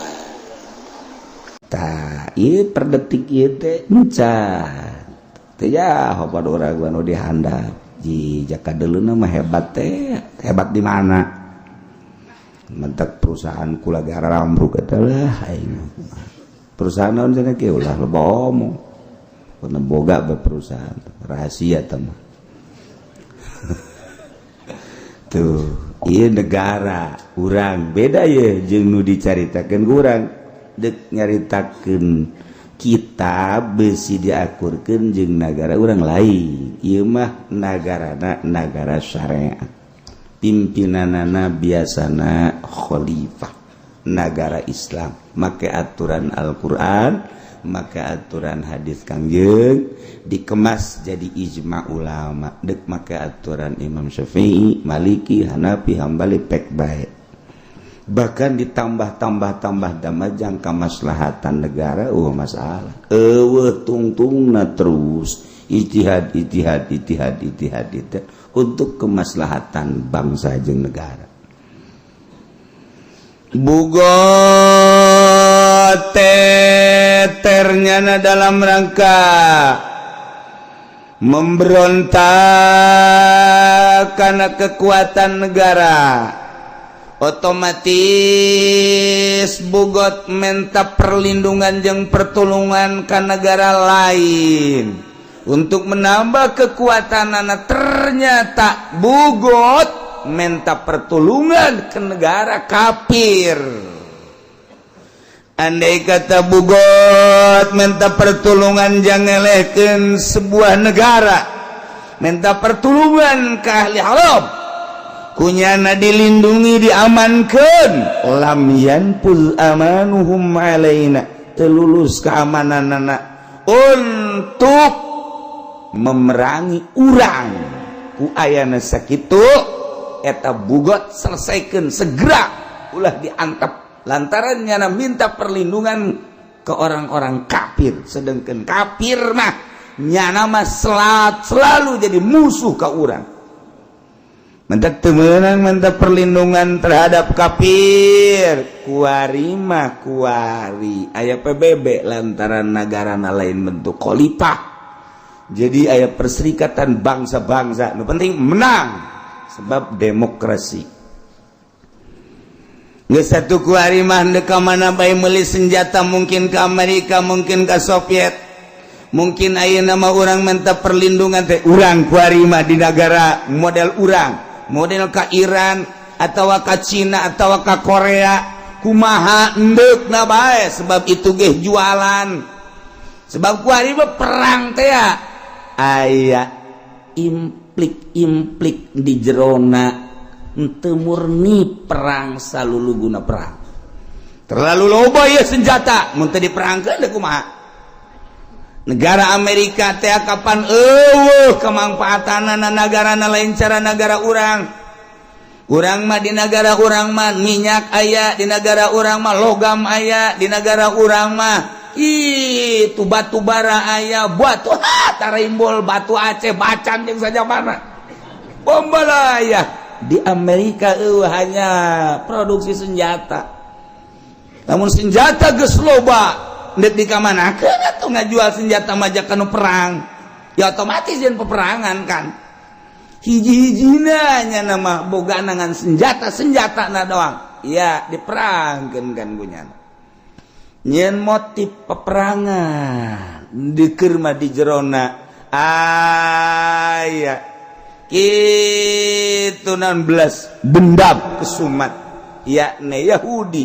nu baheula diusir ku Kangjeng Nabi di Madinah menjadi 4 kasta na Yahudi anu baheula terisolir nyana tetep dendam bae kapan waktu buah hajar Islam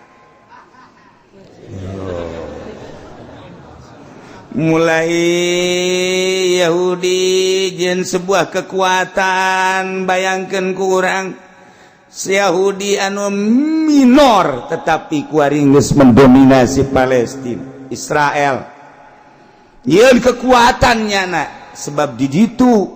Yahudi kecil, Amerika adalah Yahudi besar. Kunci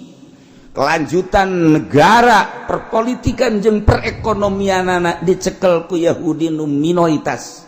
Geus kos kitulah kaayaana dibere cemerlang otakna Yahudi. Sehingga tunduklah Amerika apa kata Yahudi. Maka Yahudi ngacak-ngacak negara Islam. Motifna macam-macam. Hiji asli nama dendam. Irak hancur. Turki baheula geus dihancurkeun Utsmaniyah nu pertama. Kemudian terus ka dieu Mesir eureun-eureun. Suriah terus wari Yaman. Urang lamun nyaritakeun negara Yaman hiji-hijina negara anu kuat ahli sunnahna. Anu disebar ka mana-mana. Yaman. Kangjeng Nabi pernah nyaritakeun al-imanu yamani. Iman adalah Yaman. Kuat Yaman imanna. Moal mundur kajen kukumaha ge orang Yaman jeung murni imanna Yaman. Diacak-acak terus. Taya Yaman geus kebel sebenarnya mah. Ieu sultana nyana teh Syiah ngan Syiahna kan Syiah Zaidi asli bagus. Nah, masalah kan jeung Saudi Arabia, tetapi Yahudi pinterna nu luar biasa, ngacak-ngacak Yaman dengan motif karena Syi'i. Datang ISIS, diacak-acak atuh ku Yahudi. Minta perlindungan Raja Yaman ke Saudi Arabia. Dengan ISIS dan Syi'i kunaon dihantem ku Saudi Arabia, pebeakan ulama-ulamana. Urang kan lamun neuleuh kitu teh motifna kumaha sih Saudi Arabia kan Islam, Yaman kan Muslim sama-sama. Ieu teh kan Islam diadukeun ku Islam diadukeun jeung Islam deui. Yahudi jago jasa main. Teu karasa sebab naon? Sebab Saudi Arabia geus bertukuk lutut ke Amerika. Apa kata Amerika? Numantak urang lamun macaan sejarah jeung berjalanna politik tinggal haridang nu heula. Per detik ieu geus sabaraha ribu anu korban di Yaman ku Islam jeung Islam. Masya Allah karim. Nya teu kaharti urang eta teh lamun dicaritakeun kos kitu. Masa sih tega Islam membunuh Islam? Orang Amerika baik ketika di Irak kita nembakan orang Irak aya nu embung, kemudian asup Islam sabaraha ribu kuari tentara Amerika nu asup Islam gara-gara kita nembakan orang Muslim anu henteu berdosa embung nyana. Kemudian stres nu sestresan dipulangkeunlah ke Amerika horenganan asup Islam teu tega kita nembakan orang Irak. Eta Amerika bae ge embungeun kok kuari dahsyat amat si Saudi Arabia bisa ngebombardir Yaman, negara nu leutik Yaman mah teu berdaya. Ieu senjatana kapan dijual belikeun ku Amerika nurugikan urang nya nama untung penjualan senjata, kemudian untung tina motif perjuangannya na untung sababaraha lipat di jerona nyana ndek nyaplok hasil bumi Yaman. Geus kos kitu beta urang teh capek mun nyaritakeun kos karana itu. Terus horenganan inti nama dendam.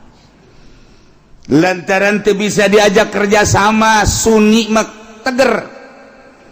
Anu aya di Irak nu teger Sunni, nu aya di Mesir nu teger adalah Sunni, nu aya di Iran nu teger adalah Sunni, nu aya di Yaman nu teger adalah Sunni. Teu bisa diajak kerja sama ku Yahudi jeung ku Amerika Sunni mah. Ai Wahabi mah jeung Syiah bisa. Eta modelna teh Wahabi mah jeung Syiah teh bisa diajak kerja sama tak ku Yahudi. Bombardir. Wallah alam ka ditu nama ya tetep bae meureun Syiah ge dihajar bae. Untuk sementara ieu mah diadu-adukeun bae terus. Urang lamun ingat bae sedengkeun Indonesia terbesar Sunni. Terbesar Sunnina dengan atas nama NU Sunni Indonesia gede. Sedangkan Amerika mah neuleus Sunnina nu gede, dihajar ku Muhammadiyah teu robah, dihajar ku Persis teu robah, dihajar ku PKS di urang teh diacak-acak buatan Amerika teu robah, dihajar ku berbagai Yahudi naon kitu Wahabi nu turun ti Timur Tengah teu robah Indonesia mah, didatangkeun Syiah ka Indonesia, kiriman ti Iran teu robah di Indonesia mah tetep bae ila hadratin nabiyil mustofa. Kita ulah usoli Wahab Muhammadiyah Persis Wahabi Wahabi ulah usoli malah ngegeleger usoli sial cak Amerika teh. Sedangkan nu karari itu nu kuat mata nu sok ila hadarati. Hai bangsa anu tilok hadarati mah nu bangsa ta salat nangtung ta salat ngobrol ta salat nya naman teu make ila hadarati teu make maksud teu kecil cak Amerika bisa ngabatur jeung aing. Letik mah bangsa Wahabi bangsa nu sebabna rohan iya nu hese ge nu sok ila hadratin nabiyyin assalamu alayka ya Rasulullah sallallahu Yahudi ge bingungan sebab naon sebabnya nyambungkeun nu hirup jeung nu maot nyana bisa ka alam anu itu bisa ngobrol kapan ahli Allah mawali Allah jeung nu kararitu nyana sieun nyada sieun Yahudi teh nu sok usoli bae teu beres we cakena ieu. Itu beres sih cakena ieu nu kos kitu. Dihajaran ku jaran di Indonesia gede tanu kos kitu teh. Nu mantak dibidah-bidahkeun rajaban bidah. Muludan bidah, hawalan bidah. Wow, geus ti iraha ngabidah-bidah. Kitabna ge geus aya kula ge dikiriman gede kitabna anu bidah. Teuneun me ka juru los kajen aing. Budaya kitab nage bidahkeun ku sia moal bisa di Indonesia mah tetep baik sebab di urang mah didikan para aulia Allah diuk bae ila hadrati deket Muhammadiyah los digenggeureukeun los ku Muhammadiyah bidah eta lu gua ila hadrati nya nu nyingkir sia aing kunaon sieun ka ila hadrati cek nya bawa cieun da Yahudi Kristen ka bangsa nu sok tawasulan sebab naon nyambungkeun urang nu hirup ka nu maot lamun geus bisa nyambungkeunana kapan eta teh lain lalagaan haladir pan mentek di Irak nu menang kaum ortodok disebut ortodok Sunni teh Islam ortodok eta teh ahli sunnah wal jamaah ahli thariqah nu tager teh eta datang ka kuari nu ditakuti ku Amerika teh eta. Nah, Yaman eta teh geledeh mantak tenang bae sanajan perang tetep Yaman diperhitungkeun ku Yahudi jeung ku Kristen. Sebab naon? Eta teh asal diuk bae ila hadrati. Di Mekah ge kos kitu bae. Nah, kajeun nama Yaman Indonesia kuari. Geus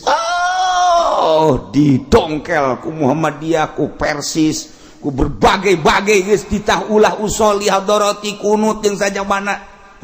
malah beurang ge nyana Haji Pendi mah Allahumma hdini qadaan Allahumma geus teh izin ka Muhammadiyah nya mah aya qadaan Allahumma hdini bae geus sial cek Muhammadiyah tu kahyang mah beurang mah ulah ke ya Allah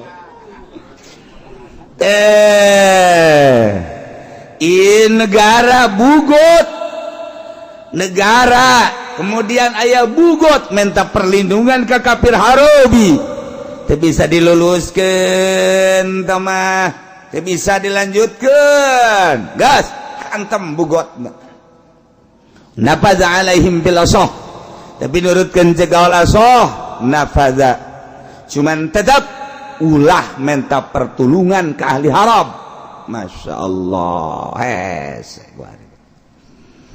bari nomor ni negara Islam tinggal hiji Iran nu ditakuti ku Yahudi takuti ku Kristen tinggal hiji doang Iran doang hiji-hijina negara bisa memproduksi senjata jeung sajabana hanya Iran ujung-ujungnya pasti ngadu jeung Iran engke mah ngabelah Yahudi bakal asup ke Saudi Arabia memeh jelemana nu arasup nyana nyaweun mun asup langsung ke Mekah beak nyana ujianana digonggong ku anjing nyana di sekitar luareun tanah haram tapi ismeuna makan asup ke Mekah jelemana dicekel ku orang Amerika rajana dicekel ditundukkan supaya kitu jelema nama can asup tetapi isme nama geus 90% asup pembangunan geus didominasi ku Amerika endeu kumaha deui tinggal prakna doang ke bakalna melalui orang Habasyah engke bakalna Baitullah ge dihancurkeun itu peperangan gede bakalna sebab naon ieu dajjal engke dajjal mulai masuk Madinah ngan teu bisa asup Madinah mah tetep dajjal teh teu bisa asup Madinah jeung Mekah Imam Mahdi nu asup ke Mekah ngan dajjal di pinggir Madinah bakal nyana di pinggir Madinah cicingna dajjal teh di dinya mantap dibuat ku hotel-hotel ku Saudi Arabia di luareun tanah haram Madinah jang naon menyambut kedatangan dajjal moal datang ujug cicing di dinya lamun eueuh pertalian heula antara manusia nu aya di Saudi Arabia jeung di Amerika moal dipersilahakeun atuh di perangan tetapi engke mah kan dipersilahakeun dengan tenang-tenang dajjal asup ka dinya blak sementara Imam Mahdi nangke asup ke Mekah berarti Imam Mahdi masuk Mekah pemerintahan Saudina geus pemerintahan dajjal lamun deuleu jalur politik seperti kieu Imam Mahdi asup teh ka negara Mekah ka Masjidil Haram pemerintahan nama geus pemerintahan dajjal sebab nyana geus mempersilahkan dajjal masuk Madinah kuari da bagi kuari ka paneta orang-orang Amerika teh disagedengeun Mekah sagedengeun Madinah teh atuh geus percokol berarti kan geus dipersilahkan masyaallah karim lamun urang nyaritakeun kos kitu asa tarereh jasa geus darareukeut jasa mantak untung lah anu geus karolot mah artina untung teh moal kebal deui nya hirupna geus nemah nya ge aing malah geus leulean kuburan bae malah mana ya aing walau anahu maluzimatil lamun alizima kafir zimi nulungan bugot jauhun nyana ge haram baginya na merangan urang kaum muslimin aya pertalian nyana jeung bugot sehingga ahli zima nulungan bugot memberontak ke negara tersebut nyahuannya nage bahwa haram memerangan negara maka intaqadha ahduhum perjanjian ahli zimah jeung bugot batal mukaila tawa dipaksa malah lamun dipaksa mah sebab ieu teh lamun dipaksa mah aya intrik-intrik tentang kemanfaatan kerjasama jeung zimah jeung zimi kos kitulah caritana nu jelas teu meunang minta pertolongan ke orang kafir. Urang mah kuari ka kafir bae. Minta pertolongan teh. Kajen ku kumaha ge negara-negara Islam teh perang jeung anu? Kuwait perang, Amerika turun. Anu perang Amerika, Persir bang Amerika dan lain sebagainya. Aduh, teu eureun-eureun jeung kitu geus mendominasi polisi dunia Amerika. Geus kos kitulah kaayana emang meureunnan dajjal bakal timbul tidinya. Ieu mah keur carita datang kangke mas sararujud jelema ka dajjal teh. Na'udzubillah min zalik wa min zalik. Memeh dajjal nu asli dibuat kaheureyan heula ku dajjal. Nurut henteu televisi HP. Ieu kan kuaring geus darurut kabeh ka kiai-kiai geus boga HP. Eta kan sarua jeung buatan dajjal. Masalah sih. Deuk kumaha deui jaman kos katieu kareunyeun kaheureyan dajjalun disebut teh. Dajjalun teh dadajalan heula memeh nu asli. Setik digrogoti. Nu mantak hanya ahli thoriqoh lah anu kuat sebabnya bersilsilah selama teu akur jeung aturan teu bae kajen kukumaha ge maka anu bakal nyeungseurikeun teh ka ahli-ahli thoriqoh ulama-ulama nu geus asup ka dajjal ngaortodokkeun lah kitu kampungan dan lain sebagainya tetep bae sebabnya nama merasakan indahna ibadah ka Gusti Allah tuh tinggal kiai-kiai ustad-ustad anu berjuang di luareun eta nu sigana berjuang padahal mah horenganan ngagejeburkeun diri terus bentrok masalah emang geus kos kitu pasti bentrok bae sebab beda jalur ieu mah dunia ieu mah akhirat ieu mah dunia ieu mah akhirat asa kahalangan jelema anu memperjuangkeun dunia dengan motif jeung bahasa kemajuan lah ngahalangan majulah tidak akan majulah padahal ancrubna nyana ge teu maju-maju eta mah sakadar hawa nafsu terus tingkahnya saeutik akalun jelema nu nyekelan ajeg tentang kebenaran saeutik di sebuah negara di negara mana we geus ngan tetep bae aya jang tetengger tetep aya tuh karena geus teu kadaruat kompetisi tentang dunia deuk kumaha tuh coba magahan ngaji bae batur mah geus dar-dar ka ditu ganti motor ganti mobilnya nama masih kene magahan ngaji bae mangganing magahan ngaji makan duitan mulai tidinya terus kabelah dieuna didatangan ku lurah ku camat lurah lah cek nya teh aing angel jasa kaboga duit maning ngilu bae geus teu kuat aya nu salakina kuat pamajikanna gaji atuh ulah cicingeun jabatur ge geus baroga mobil jabatur ge di sararumbang narima kok ka haji mah henteu lah atuh narima bae sarua bae jala atuh jak kitu-kitu keneh ieu urang atuh jang kebutuhan salakina kuat pamajikan henteu ini kumaha coba terus agama beuki ciu teu karasa bae kuari urang ngadenge nu mabok unggal kampung akibat naon pemerintah jeung kiai na kapan eta teh simpani dibaracapan ku kabehan kuari nu zina unggal lembur di mana-mana geus teu kahalangan ku kumaha terus pamalingan urang lamun nyaritakeun masyarakat eta kunaon loba maling pamarentah geus moal bisa ngomong loba maling sebabnya nana ge maraling dek ngageunggeureukeun kumaha pamarentah coba janyana ge maling ngan beda motif doang malingna ieu mah maling motor ader-aderan nya mah maling atuh maling kitu banges emang pu DPR lain pamalingan ya pamalingan polisi lain pamalingan ka tukang-tukang jalan raya ge pamalingan lumayan nu kudu 4 cm jadi 3 cm kan maling eta ya tuh maling kabeh handek ngomong naon ku ari lamun cang masyarakat cenah maling sapeda lah sapira sapeda nya nama bau sabaraha panjangna jalan ka ditu ayo coba lamun aya pembebasan tanah anu kudu nama masyarakat supaya ngeunaheun